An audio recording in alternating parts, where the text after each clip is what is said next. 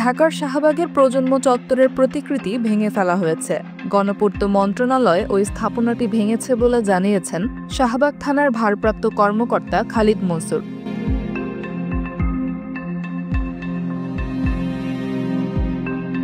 শনিবার দিবাগত গভীর রাতে বুলডোজার দিয়ে এটি ভাঙা হয়। শাহবাগের একাধিক চা দোকানির সঙ্গে কথা বলে জানা গেছে, রাত 12টার পরে বুলডোজার দিয়ে ভাঙা শুরু হয় স্থাপনাটি, কিন্তু কেন সেটি ভাঙা হয়েছে সে বিষয়ে কোনো তথ্য তারা জানেন না।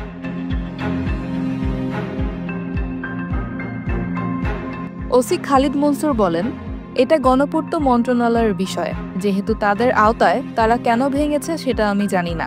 মধ্যরাতে তারা এটা ভেঙেছে। তার আগে আমাকে ইনফর্ম করা হয় যাতে কেউ মব তৈরি করতে না পারে, কিন্তু কেউ বাধা দেয়নি, মবও তৈরি হয়নি।